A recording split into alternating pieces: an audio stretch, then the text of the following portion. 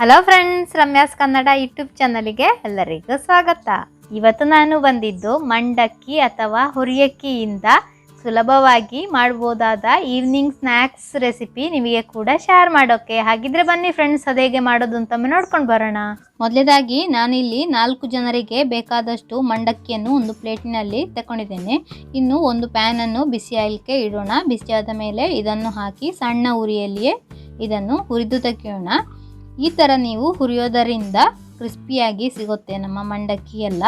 ಸಣ್ಣ ಉರಿಯಲ್ಲಿಯೇ ಆದಷ್ಟು ಹುರಿದು ತೆಗೆಯೋಣ. ಹೆಚ್ಚು ಹೊತ್ತು ಹುರಿಯೋ ಅಗತ್ಯ ಇಲ್ಲ, ಸ್ವಲ್ಪ ಹೊತ್ತು ಹುರಿದ್ರೆ ಸಾಕು. ಇನ್ನು ಆಫ್ ಮಾಡೋಣ. ಇನ್ನು ನಮಗೆ ಬೇಕಾದ್ದು ತೆಂಗಿನಕಾಯಿ ತುರಿ, ಕೊತ್ತಂಬರಿ ಸೊಪ್ಪು, ಹಸಿಮೆಣಸು, ಬೆಳ್ಳುಳ್ಳಿ. ಇನ್ನು ಮಿಕ್ಸಿ ಜಾರ್ ತಗೊಂಡು ಸ್ವಲ್ಪ ಉಪ್ಪು ಹಾಕೋಣ. ಇನ್ನು ಕೊತ್ತಂಬರಿ ಸೊಪ್ಪು, ಹಸಿಮೆಣಸು, ಬೆಳ್ಳುಳ್ಳಿ, ತೆಂಗಿನಕಾಯಿ ತುರಿಯನ್ನು ಜಾರಿಗೆ ಹಾಕೋಣ.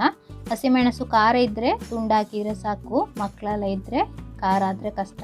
ಆಮೇಲೆ ನೀರು ಹಾಕದೆ ಗ್ರೈಂಡ್ ಮಾಡಿ ತೆಗೆದಿದ್ದೇನೆ. ಈಗ ನೋಡಿ, ಈ ಥರ ಗ್ರೈಂಡ್ ಆದರೆ ಸಾಕು, ಹೆಚ್ಚು ನುಣ್ಣಗೆ ಆಗುವ ಅಗತ್ಯ ಇಲ್ಲ. ಇನ್ನು ಒಂದು ಪಾತ್ರೆ ತಗೊಂಡಿದ್ದೇನೆ. ಆಮೇಲೆ ಈ ಗ್ರೈಂಡ್ ಮಾಡಿದ ಮಿಕ್ಸನ್ನು ಇದಕ್ಕೆ ಹಾಕೋಣ. ಇನ್ನು ಮಕ್ಕಳಿಗೆ ಸಿಹಿ ಬೇಕು ಅಂತ ಇದ್ದರೆ ಸ್ವಲ್ಪ ಸಕ್ಕರೆ ಹಾಕಿಕೊಳ್ಳಿ.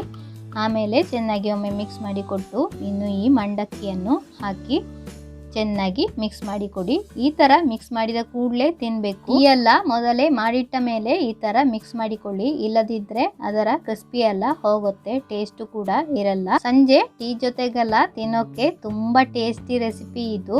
ಈ ಥರ ಒಮ್ಮೆ ಮಾಡಿ ತಿಂದು ನೋಡಿ. ನಿಮ್ಮ ಅಭಿಪ್ರಾಯವನ್ನು ಕಮೆಂಟ್ ಮೂಲಕ ತಿಳಿಸ್ಲಿಕ್ಕೆ ಮರಿಬೇಡಿ. ಆರೋಗ್ಯಕ್ಕೆ ಕೂಡ ತುಂಬಾ ಒಳ್ಳೆಯದು ಈ ರೆಸಿಪಿ.